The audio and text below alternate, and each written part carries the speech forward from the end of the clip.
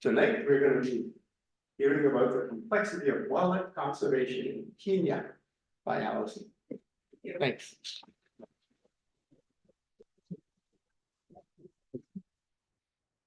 Okay, how's that volume? Is that okay? We'll keep going and we'll adjust as needed. Okay, awesome.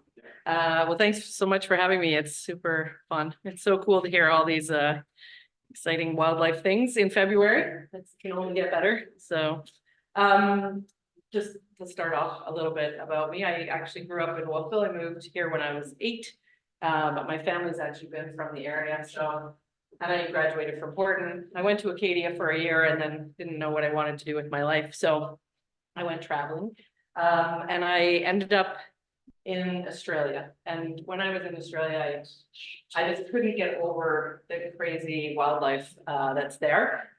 So giant clams, I don't know if you've ever played out on the Great Barrier Reef with giant clams where you swim over them and they close and then you go away and they open and then you swim over and they close. And it's really fun. And then I actually got to see a platypus in the wild, which was a very sort of life-changing moment for me. And obviously all the kangaroos and koalas and crazy animals that you hear about, but until you see them in the wild, it's not the same. And so I came back saying, I want to be a wildlife biologist. So I actually went to Brock University in Ontario for my undergraduate degree in biology and environmental studies. And then I got really interested in evolutionary biology and I got lured in by a lover of black flies who was my master's supervisor, Fiona Hunter. And oh, thank you. And so I actually studied, I was interested in behavior and the evolution of behavior, and I studied cocoon spinning behavior in black flies, which, you know, I did my fieldwork in Algonquin Park, so there's no shortage of them there. And then I went on to do a PhD and I was still interested in building behavior. So I studied case building behavior in caddisflies for my PhD. And again, was looking at the evolution of these behaviors, building phylogenies, all that great stuff. I went to New Zealand and did a postdoc for 2 years and then to Kansas. And then I was like, I don't think I want to be a professor. I really love teaching. And so I think I want to be a high school science teacher. So I went back to school, I spent a lot of time at university, and in Calgary, I got my ed degree and I became a science teacher. All the way along my whole entire life, I've been very passionate about elephants. I really love them from a very young age and always wanted to go to Africa, but I kind of wanted to go with a purpose. So in 2009, I got the opportunity to go with an organization called Teachers Without Borders. But when I was there, I found out about another organization, Pamoja, which is what I've been working with since then, since 2009. So I've actually had the incredible opportunity to go to Africa. This, I think, was my 14th time. It's sort of, it gets up there and you lose track. But I was basically there every summer from 2009 until the pandemic hit. And then I went this past August, and then I got the opportunity to go in late November until the end of January. So this was really cool to be over there for this long.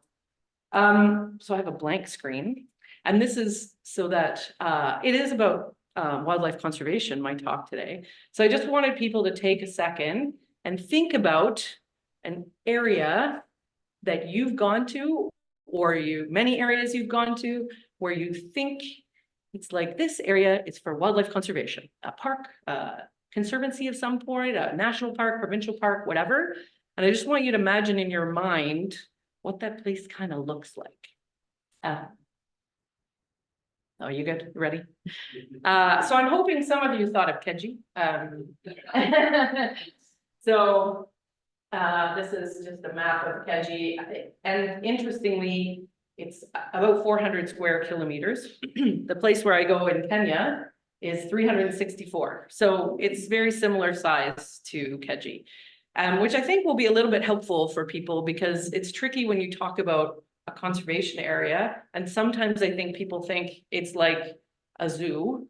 It's not a zoo. It's a massive area that actually has all the very common like animals that you would commonly think of as, you know, famous African wildlife.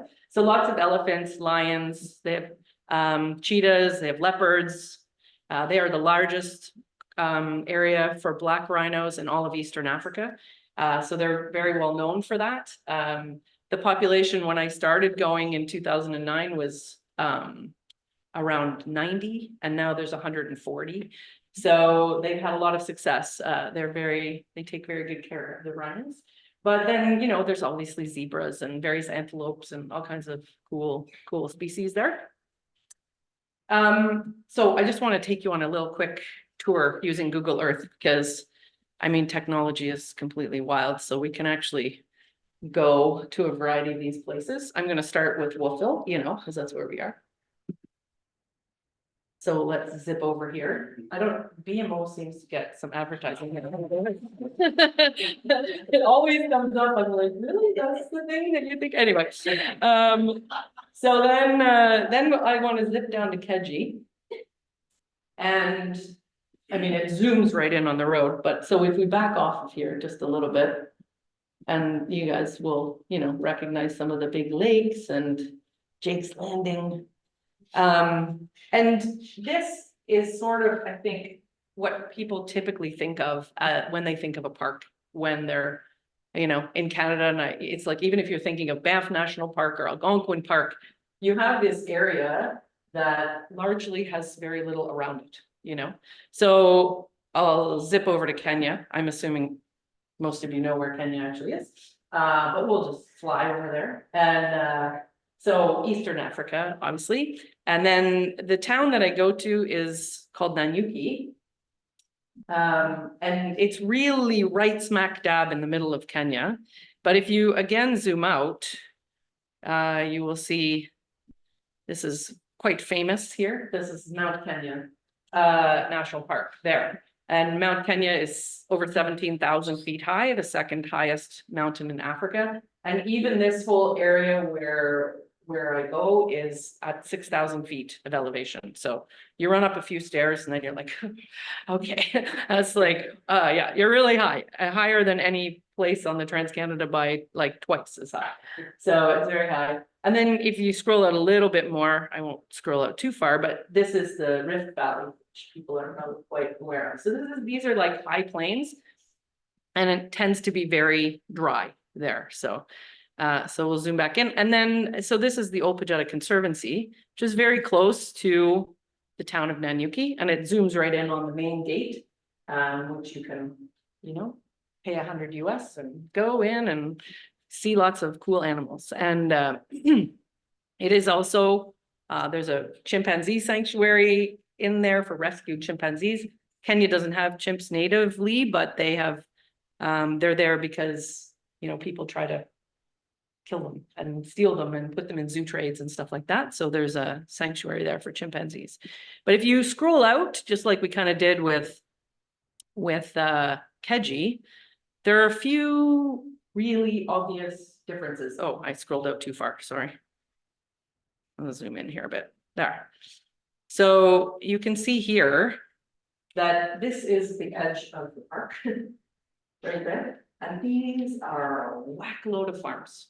So there's so many people who are living right around the conservancy. And I'm just gonna, again, the magic of Google Earth, but you know, we can like go on to this tiny dirt road in Kenya. So we'll just drag the little man anywhere along the road here and land. Oh, that didn't work.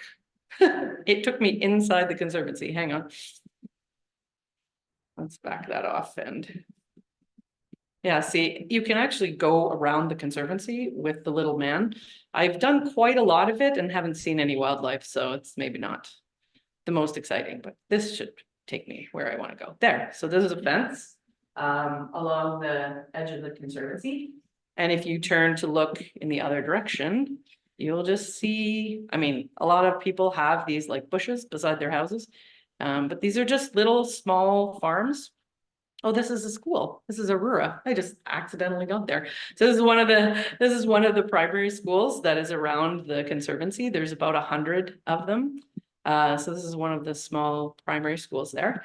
And then if we go back, we'll get to see some, you know, just some small plots of land, and where most people have a small house with some small little farm. The main thing they grow is maize. They'll also be growing beans and potatoes and some vegetables. So, but largely most people and people in this area who are just casual labor people make on average about $5 a day for their casual labor. So this farm, this small little, they call them a shamba, the small little farm next to their house actually is what sustains their livelihood and allows them to feed their families. So they're very important. It's tricky when there's droughts, but it's also tricky with wildlife that comes by. So, all right, so we'll zip out of there. And yeah, so again, like these very majestic, beautiful elephants are really not nearly as majestic and fun when you have them walking through your small garden. They are huge. They eat like 16 hours a day, elephants, 350 kilograms of food every day. They're just like maybe pounds of food. They're just eating all the time. And so these, and you know, here I have a little video for you because this elephant cracks me up. Sorry, is that okay? Oh, it's a little loud. So elephants are really smart. And so I saw this one. It's got this little branch. It's so cool. I don't know, just wagging its leg. I've seen so much elephant behavior because that's like, I'm not happy to sit there and watch elephants for hours at a time. But this one's very fun. And so, you know, then it goes and like throws some dirt on itself. Because that's what elephants do, keeping themselves cool and covered with dirt and mud in the sun, hot in the sun, and then picks up the stick. And we saw this elephant like 2 hours, 3 hours later, and it still had this same stick and was still like brushing itself off. And just like they're so smart. And there's like videos of elephants actually like going over to an electric fence, putting their trunk around an area of the fence of the post that's not electrified and just ripping the fence down. Like they're unbelievably strong. Like the first year I was in Kenya, I was on the safari and there was an elephant that wrapped its trunk around a branch and then just pulled the branch apart.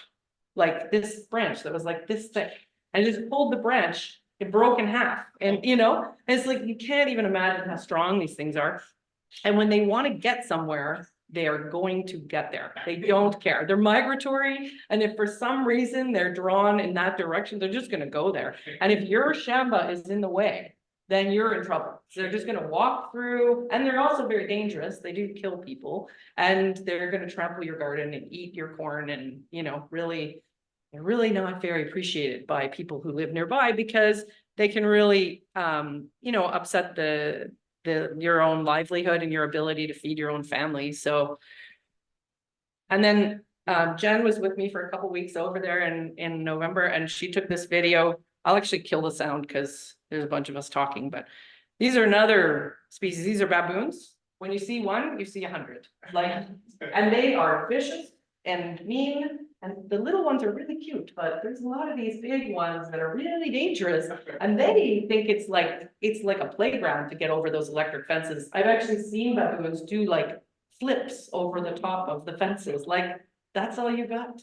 You know, it's that little electric fence, no problem at all. So this is like, you know, this 100, imagine these 100 baboons coming and deciding that they want to eat your, you know, eat your maize in your garden. This is the complexity that you know, Keji doesn't have to deal with, right? It's not, and no North American sort of conservation area has to deal with.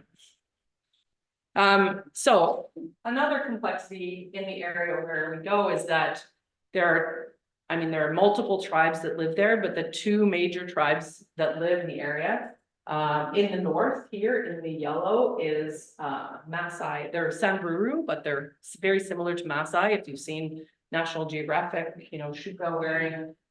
So these are the pastoralists, and you can see they have quite like six people per household. They tend to have quite large houses, but they are nomadic herder people. So they have temporary houses, and they have their number of goats and sheep and cows, if they are lucky enough to have cows. And if the grass is growing like it was when we were there in November and December, because they got tons of rain, then they're happy there. But as soon as it's a drought, they have to take their animals elsewhere. So they are nomadic people. They don't believe in land ownership. Then these two communities, and this is the southeast and this is the southwest, they are predominantly the Kikuyu tribe, which is the largest tribe in Kenya, and they are farming, they're landowners. And so these two tribes have really not liked each other for a long time. And so being on opposite sides of the conservancy adds a huge complexity to this conservancy and trying to deal with and manage the people who live around, because some people want certain things and other people want other things. So it's very complicated. Again, not something that, you know, Keji or Banff has to deal with. There is a high level of poverty in the area. So even relative to Kenya, it's about twice as many people who are living below the Kenyan poverty line than in the rest of Kenya. So again, this idea, there's a lot of people who are casual laborers and they tend to get paid about $5 a day. There are a few flower farms there. There's some other businesses there, but a lot of people in the area do not have a lot of income. So this is a family living on the northern side. So this is one of the temporary houses that they live in. So it's not the house itself that's a problem, but there are actually 9 people living in that house. And so yes, they might have a few cows and goats, which are valuable to them, but even still, they don't have a lot to be able to buy things or, you know, put their kid through school or that kind of thing. And in the southeast, this was actually in August, and in August they were having a drought. And so none of this maize actually produced corn that they could use. So even though they had this little shamba, it didn't produce food for them. And that's like a little house. And then this other family, they have a few goats. And the father, Parisian is one of our scholarship students, and the father sleeps in this building here with the goats every night to prevent them from getting stolen from people who also don't have a lot. So, you know, you can see that they're living very humble environment. So, one of the other complexities is that the people around are like, this land is great. Why have it for tourism? How does that help me? Like, I just want to graze my animals on this land, or I want to have a farm on this land. And that is actually something that happens here as well. People have different ideas for what land should or shouldn't be used for. I just want to show you this video. Jen took this video when we were there. This is like, just because, you know, tourism, it's nice to show you guys, like, seriously, one of the cutest things ever. So baby lions, like, come on. I mean, yeah, like I've only seen babies one other time. Jen comes there for 2 weeks and this is what we get to see. And I've seen babies, but they're just sitting in a branch and we actually got to see them like playing around. So Jen was good luck for sure. I think there's like crouching down and then, you know, they're just so funny, these little guys. We got to watch them for a little while. Oh. Oh, yeah, so I knew you'd enjoy that. Well, a little comic relief in the middle of a serious conversation. So, as I said earlier, Olpejeta has the largest population of black rhinos in East Africa. These are actually white rhinos. But you can see this beautiful horn on these rhinos, and at the last check, rhino horn is worth about $60,000 US per kilo. So protecting these rhinos is incredibly important, and it's a huge part of what they have to do at the Olpejeta Conservancy. They actually have an anti-poaching unit with various dogs, and they also have a number of rangers. So there's about 700 people who work at the Conservancy, and a huge proportion of those are in their job is in some way or another connected with rhino conservation. Yeah, so, and in fact, when I was there in 2013, in the summer of 2013, one of them was poached.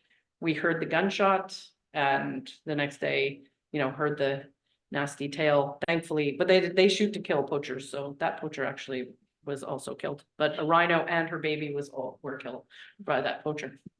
So, but for a lot of people who don't have a lot of money, you know, how can you even explain to people how much that's worth? Of course, they end up being middlemen and not making much of the money, but thankfully, and with their efforts, they haven't had a rhino poach for the last 7 years at the Conservancy. So it's really awesome. So just to recap, here's some of the complexities I was talking about. People live right beyond the fence, and animals can easily break through that fence and destroy their crops. They are from different tribes, and that can create a lot of conflict, depending on what's going on, especially in drought conditions. The level of conflict can rise. Many people around the Conservancy are quite poor. There is limited good grazing in this area in Kenya, so some people would rather have the land and use it for themselves. Then they're like, what does this tourism get me, you know? And then some animals are highly sought after by poachers. A couple that I'm not going to go into too much, but elephants are migratory, as I said, and they will go wherever they want. And another issue, again, depending on the drought and what's going on, is that water can be a real issue in the area. There is only one major river that runs through the area called the Wasoniro River. It runs through the Conservancy, but then it also runs out into the northern communities. And so if that river goes dry, that's incredibly harmful. And, you know, the animals and the humans, especially the pastoralists, they don't make dams and try to protect the water. So the water can become a real issue for them as well. So thankfully, there's good news, you know. So really what the Conservancy had to do was try to mitigate some of these complexities by creating relationships with the people who lived around. And in fact, up until about 2006, they had protests that were outside of the Conservancy, where a bunch of people are standing there and complaining about the fact they're like, again, how is this good for me? So in 2006, they developed a community development program, and it's really evolved in the last 18 years. And it's incredible what goes on now. So I'm going to focus on education, but they have a huge agriculture support. They vaccinate animals, they provide seeds for families and train them how to raise their different crops and you know, get nutrients in their soils, stuff like that. They have a chick support program where people can get chicks at very low cost. Then they do water boreholes in the communities around the Conservancy. They have all kinds of support for health and yeah, various programs that they do to support the community. Yes. Oh, sorry. Yes, good point. That why did that happen? I don't know. Let's do it this way. There we go. Thank you. So the community, other than the fence, which they really wanted, right at the beginning, they wanted scholarship for students. So just as a little sidebar on the Kenyan education system, they, and it is changing, but still right now in grade 8, so you can imagine, many of you probably had kids get to grade 8, you have 3 days of exams, and those exams are 100% of your entire future. So if you score well on those exams, you can go to a national boarding school. And then there's like provincial boarding schools, district boarding schools, and then there's day schools. And the difference between a nationally ranked boarding school, where probably 90% of students go to university, and a day school where nobody goes to university is unbelievable. The difference between the education systems that people will get is like, we can't understand how different those things are. Some of the day schools wouldn't even have a science lab, but at the end of grade 12, they have to write a practical chemistry exam. So, you know, they're not going to do well on that. So they wanted scholarships to take some of their really high achieving students to some of these good boarding schools. And it's interesting what this does. It doesn't just support that family, but it also, like, you know, it helps them save money to send their kids to school. Most of the kids wouldn't ever go to a boarding school if they didn't get a scholarship. But it also allows the family to have more disposable income which they spend in the community because everybody lives very locally, you know, so that money kind of ends up back in the community. And then as well, obviously, you're providing an education, which I'll go into a little bit more. So in 2006, this is Jillian LaPrairie. She's actually a primatologist, Dr. Jillian LaPrairie. And she was working at the Old Pajetta Conservancy in that chimp area. And when they proposed this idea of student scholarships, she's like, I bet you I have some friends in Canada who could do that.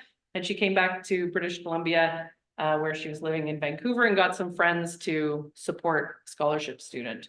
And that was the beginning of the organization that I have worked for since 2009, called Pamoja, which means together in Swahili. And it really is quite a together thing to try to put kids through school.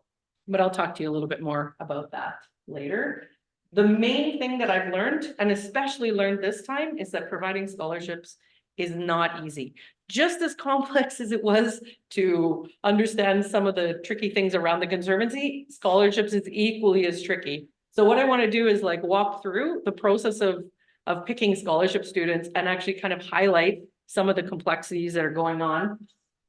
So first of all, you make a form and you have to make sure that you distribute these forms fairly, equitably to all the communities, because the communities will get really angry if they feel like there's some kind of injustice. So there's a high degree of fairness. So we did one day where we went 240 kilometers, which doesn't sound like a lot here, but you'll see in the video. So we started in Nanyuki and then we drove in and we drove across the Conservancy. So we came in here and we drove across here. Thankfully, we got to drop off all the forms for this side to one person.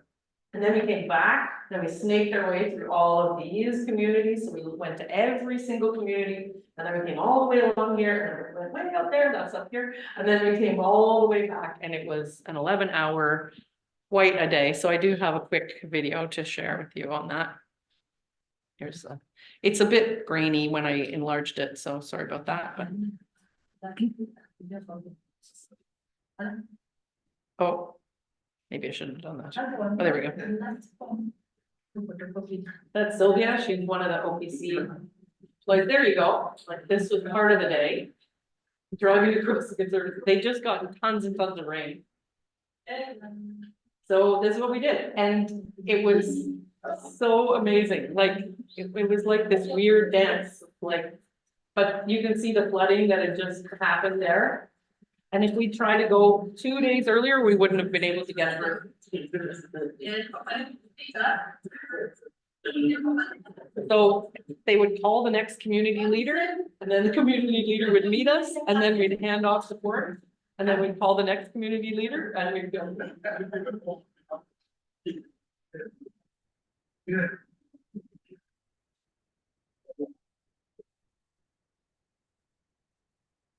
So all these people that we were meeting are community leaders in each of the communities. They're an education community leader. Then this is getting pretty far away here. This is almost the second to last person we were delivering to, these ladies.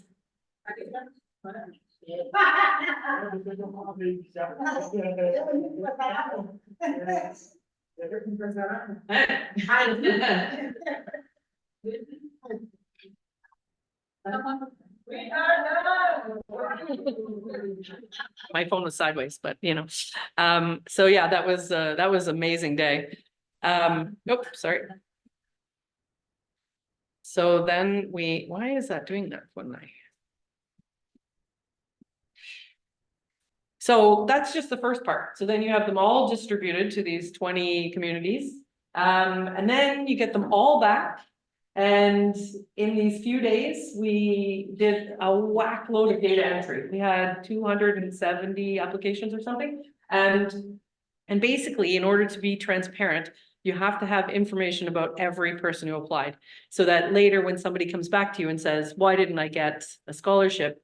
You can look at their application and have all of that data entered. So it was quite a huge job. Which, you know, was good for me to kind of help out with, because you realize when you're doing it that how time consuming a lot of these things are. Then we had to shortlist. Some areas had a lot. And so we had the community leaders there. We talked about the whole process of the interviewing process and the shortlisting process. And then we ended up shortlisting students. And again, it really came down to, there's a few criteria that students have to have. One is that they have to live within 5 kilometers of the fence line. So all those communities on the map, they all have very distinct borders and they have to live within those borders. Students have to have pretty good marks in those grade 8 exams, but there's some flexibility in that. There's only 1 scholarship per family. So you have to find out whether a family member has had a scholarship before. And one of the interesting things is that you have to be able to provide evidence that you have gone to that community school since you were in grade 5. Because one year, what we found out was happening was that people were going to a private school and then moving into one of those communities with their students starting grade 8. And then of course they get the best mark and then they get the scholarship, but they don't need it because they went to private school. So when these scholarships are highly sought after and you have people who don't have a lot of money, you get people trying to cheat. So it's really important that you be very careful with who's actually shortlisted, and which is why you have to do these interviews that I'll show you in a second. When you're making this shortlist, it's interesting the decisions they're making. If a student is an orphan, they're in. It kind of doesn't even matter what their mark is, I mean, to some extent, but if they have no parents, then they're kind of automatically included.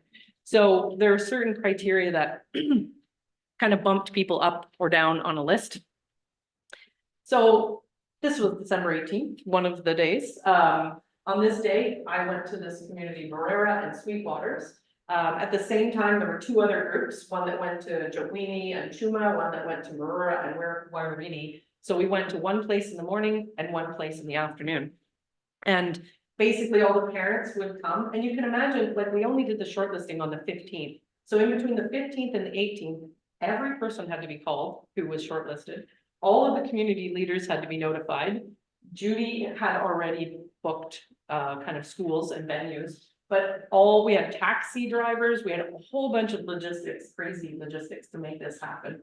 So then all these kids are there with their parents, and Judy would kind of run through the plan, and then you would interview the kids and the parents. And typically the interview for the students was in English, because in Kenya, most people speak at least 3 languages, their native tribal language, Swahili, and then English. And all of their schooling is in English after grade 3, other than Swahili. So you can interview the student in English and ask them questions, and then ask similar questions to the parents. Most parents don't speak English, so you can kind of see if anybody's lying. And this very first day, we had somebody who lived outside the boundary lie to us about where they lived, and one of the community leaders. So in every interview, there were community leaders and the chief who would be, and elders from the community who could say whether or not people were actually from there.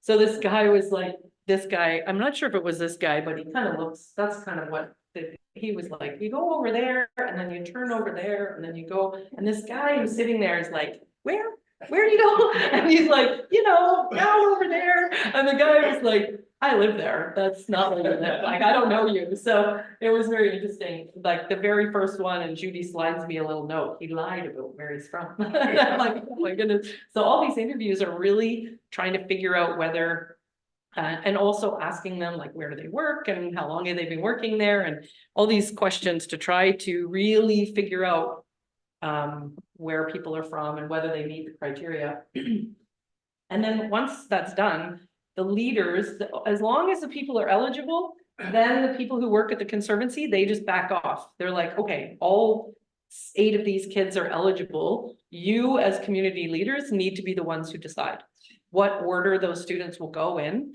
And so we just ordered the boys and the girls, and then they would have conversations and then going back and forth about what order should be. And then we actually, in most communities, had 6 scholarships this year. And so we'd give, as if we could, 3 boys and 3 girls. And then the leaders actually have to sign the document saying they, in fact, were the ones who said these were the kids.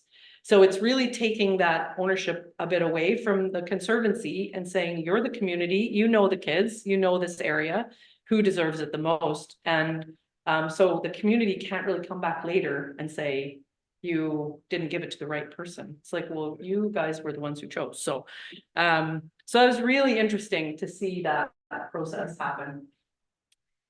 And then you get to notify the candidates, and this is done openly with everyone there, so everyone can see. Again, transparency is very important.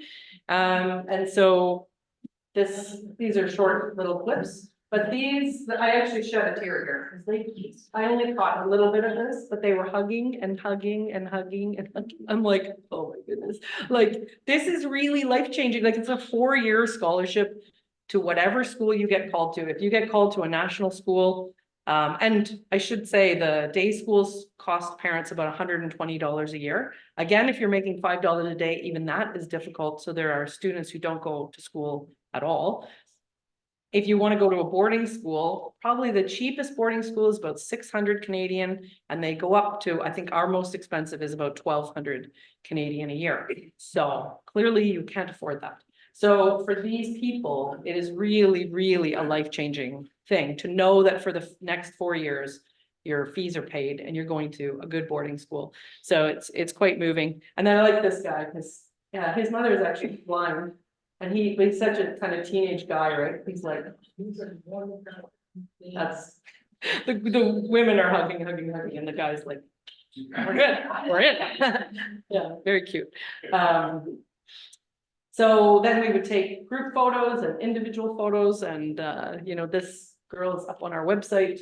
And then we're off to the next location. And thankfully in Kenya there's not a lot of rules. So Kelvin got to hang out in the back of the taxi that we were in that day. It was so hilarious. Like, he's in the back, yes, and we're off down the road. And then we stopped for a little snack at the little shop there, and then we were off to the next location. So then we did that morning and afternoon of December 18th, 19th, 20th. So there were 3 teams, so that was 18 at the communities, and then we did 2 communities on the 27th, and then Ian did the other 21st community on his own because it's a complex area. But every time it was really the same process, and I went with the different teams each day, so they were a little bit different, but largely the same.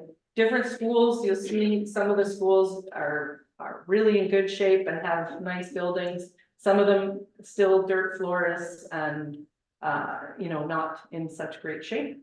And of course, all the selections are made.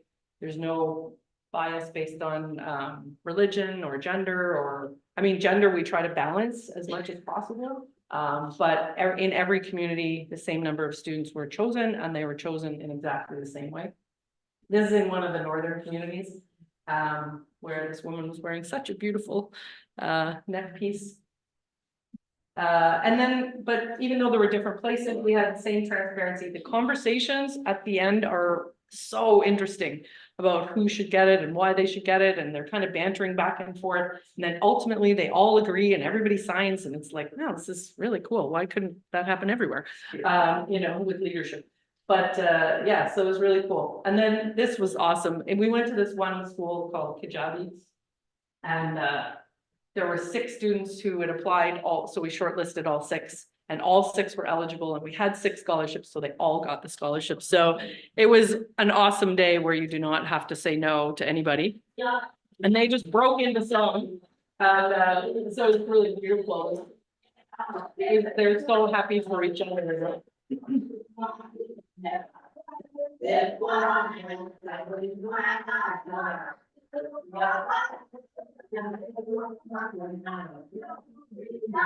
Community literacy that our band driver, Utopia, and some of the OPCs that those are some of our scholarship students who were coming to help out.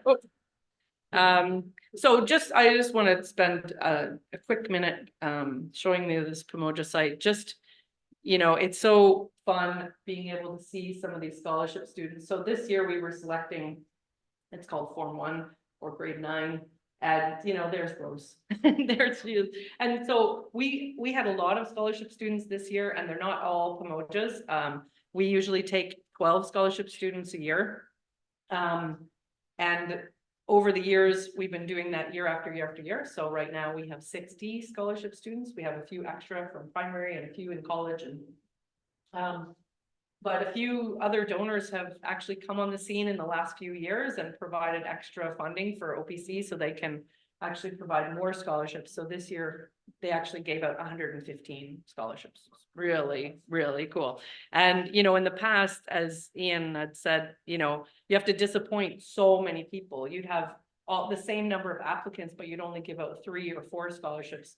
And this time you have this many applicants and we're giving out 115, you know, instead of 12 or 20, you know. So it was a really nice year for me to be there because I think it would have been incredibly sad. So the way Pomoja works is that we don't do any of the selecting.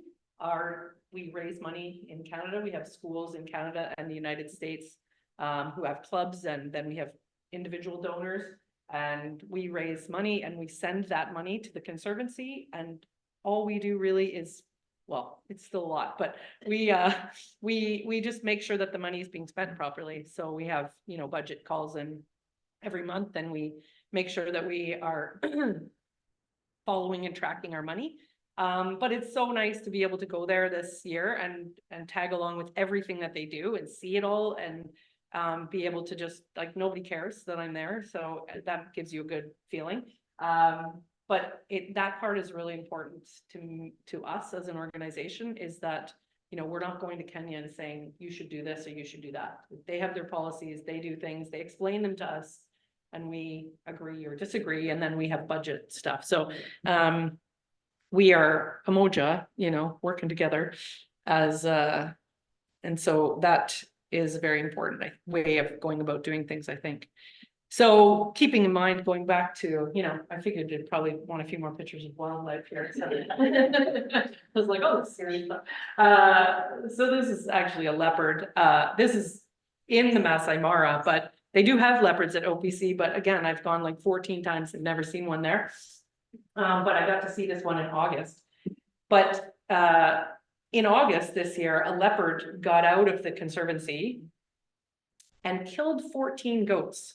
And then jumped back into the Conservancy. It didn't even eat the goats. It was like, what am I gonna do today? Like, let's go kill some goats.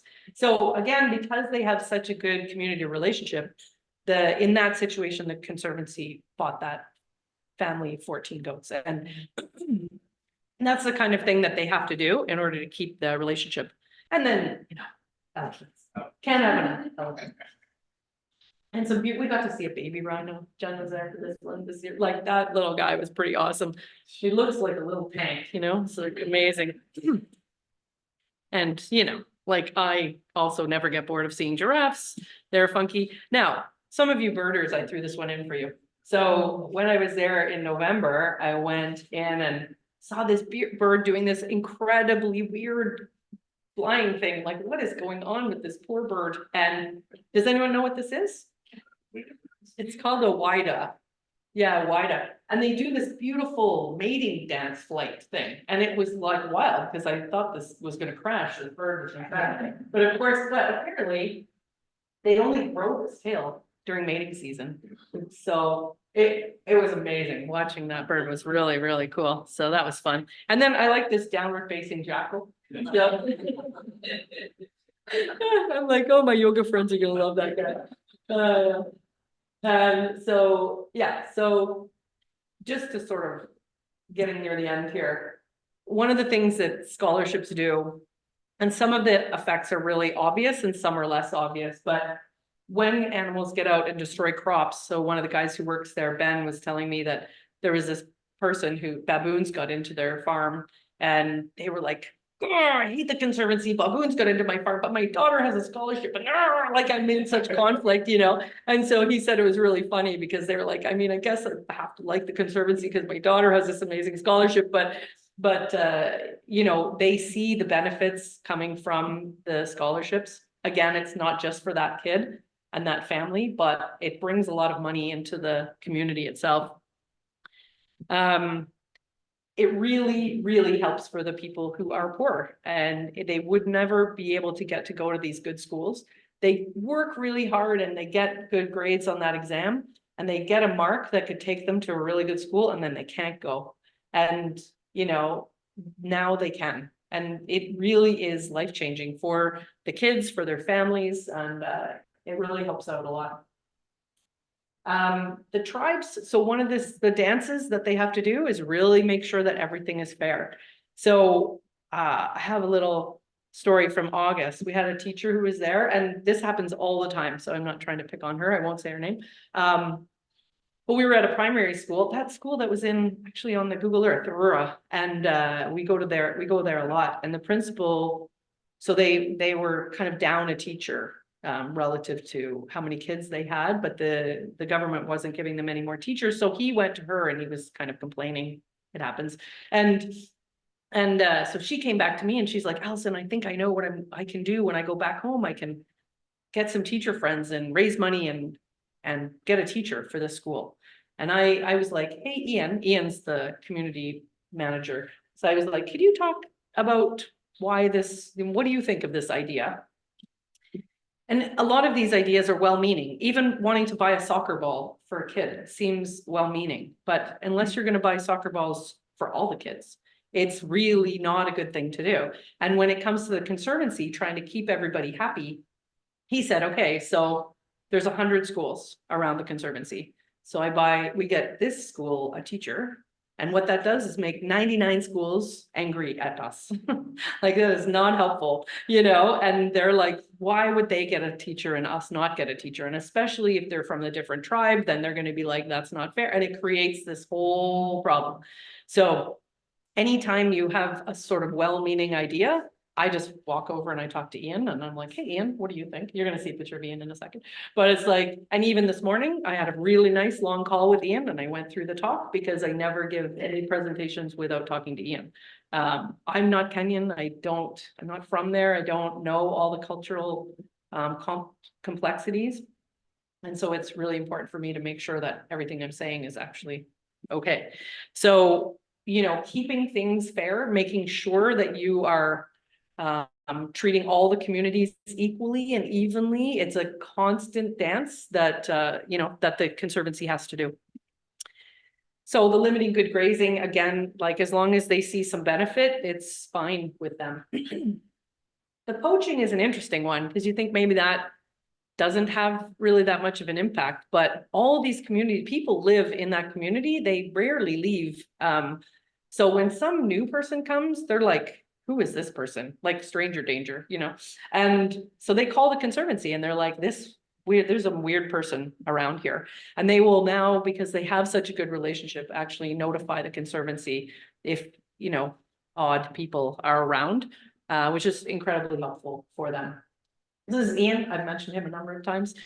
Ian's amazing. He's a real straight shooter. He really understands a lot of the complexity, and he was hired in 2015. So he's been there for quite a long time, and he's really built and cultivated a lot of amazing relationships. And he started as sort of the Pamoja scholarship guy, and now he's the head of community at the Conservancy.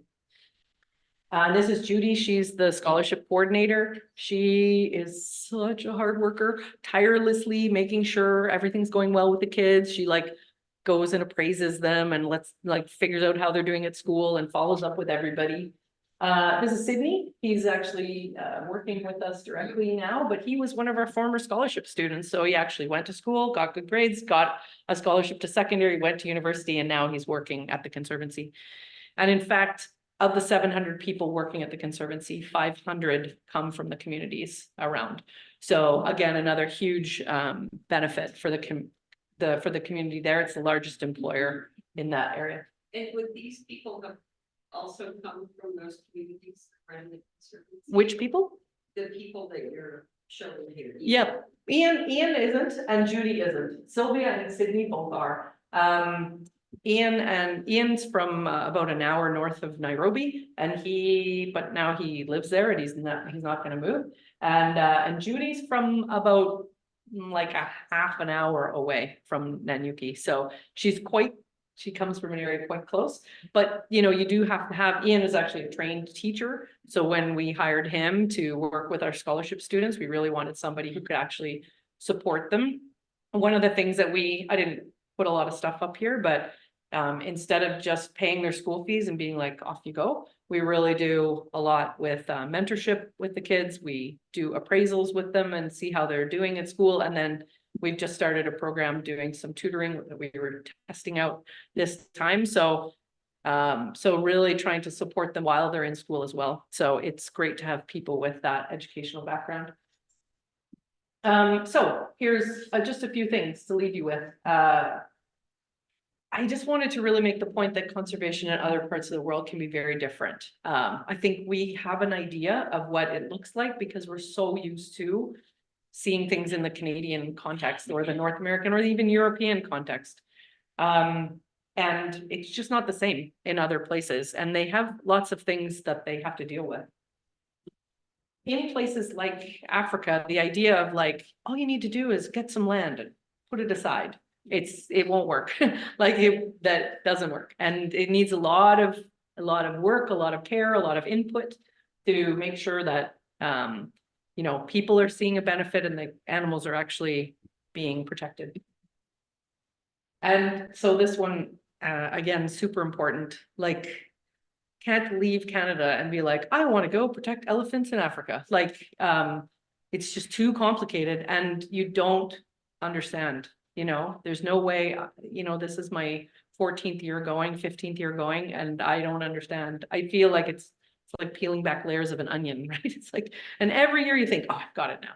And then you're like, oh God, I didn't see that coming. Like, there's always new things to learn. And even for Ian and Judy and all the people who live around, there's lots to learn. So it's really important that you have people that you're working with on the ground. Now, there is corruption in Kenya. I'm not ever suggesting that there isn't. So it's really important that you be careful with who you're working with and that you keep a really close eye on everything. So sometimes indirect support can be really effective. So the idea that you would support students going to school so that you can support wildlife isn't always the most logical thing that we might think of here, because it's just not something we would do. Or put in a borehole or vaccinate a bunch of goats and sheep. Like, it doesn't necessarily seem logical to us, but that can really make a huge difference and be very effective for wildlife conservation. And I do think that as we try to reach 30%, we're going to have to get some land closer to people. And some of these kinds of conflicts are going to arise here as well. And we could probably learn something from how they're doing things in Kenya. It's a different situation, but there's still lots to learn. So in my conversation with Ian this morning, he always gives me a few nuggets. So I thought I'd put them in here and give him some credit. Caring and appreciating wildlife is good, but romanticizing wildlife is potentially harmful. That's what he said this morning. And I think it's really great. If you're like, these majestic, beautiful elephants, which is true, but it's not enough. You can also be like, these majestic, beautiful elephants that can walk through farms and, you know, really actually harm people is also true. So it's important to be able to see the real stuff. We've been talking about this a little bit over the last year or so, that in Africa, just like here with the First Nations peoples, conservation areas weren't needed when people actually lived with wildlife, and it wasn't like people are here and wildlife is there. And, you know, again, with the growing population, we're going to have to be able to live with wildlife a little bit better, I think. And so, you know, his last point was really to recognize that people live there, and in Africa, people have always lived there, and they've always lived in and around elephants, or rhinos or whatever. But now as their populations decline, we have to find solutions that work for people too, because people live there. It's not that they didn't live there. So that's it. Thank you so much for listening. I really appreciate I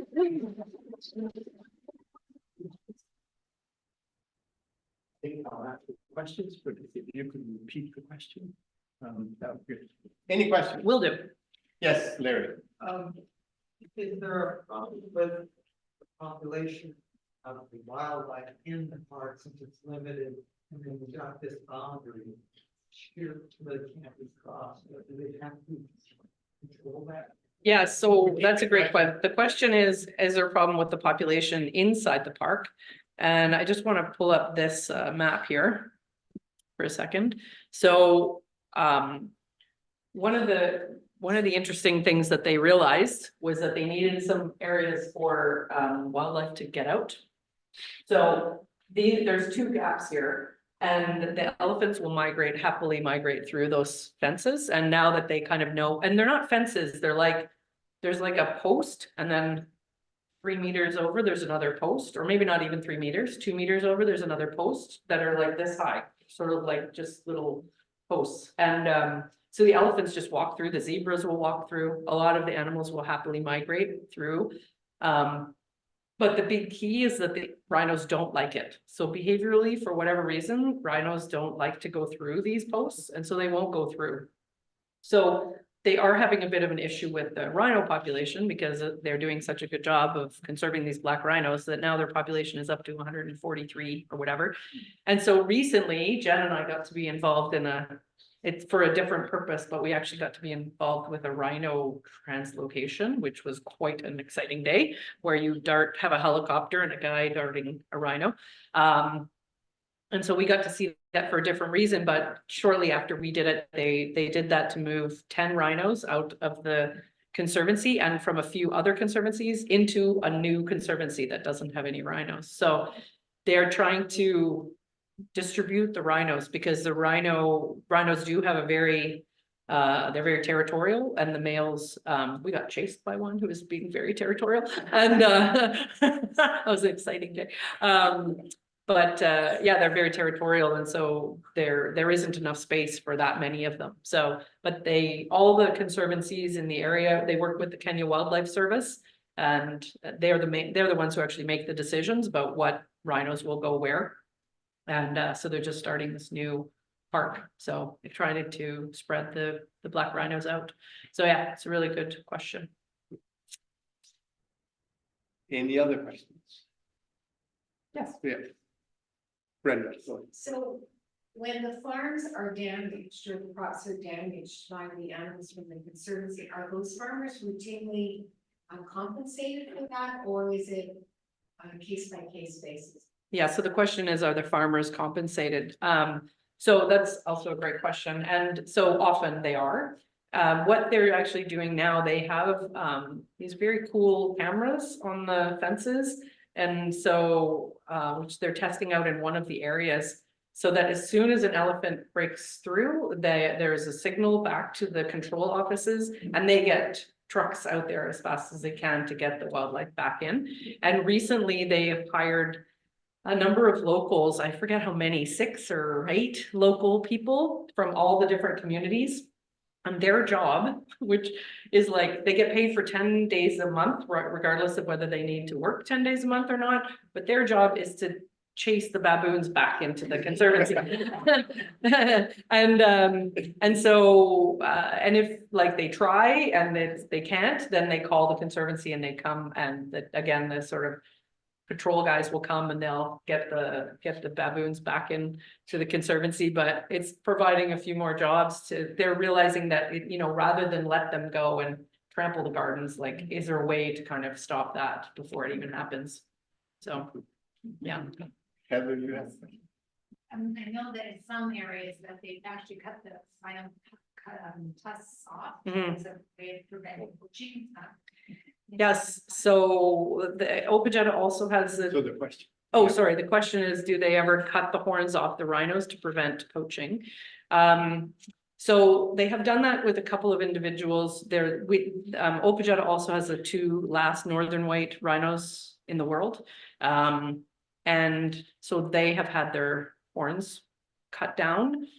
They keep growing because, of course, the horn is just keratin, like your fingernail. And one of the other problems is that there's a lot of horn underneath the face. So if a poacher actually kills a rhino successfully, they have a chainsaw usually, and they actually cut into the face because the horn is bigger and bigger inside the face. So it does potentially you know, make people a little bit less keen, but I think what makes them really less keen is these attack dogs that they have, that are really good. They gave us a demonstration one day and it's like wild. These like dogs, and they just like take them down and they're like, you know, whatever. And then they have some beagles that will track individuals, and now they have some cameras, and, you know, I think for a lot of poachers, it's like that is not worth their effort. So I think a lot of these other things that they're doing, and the fact that the locals call, it's like all kind of working together to prevent rhino poaching. So it's awesome that they've. What are they using these forms for? I think, you know, it's medicinal. Sometimes you can read that it's used as some kind of an aphrodisiac, but I think it's not necessarily. It's just used as it's just sort of like people think cold FX works, right?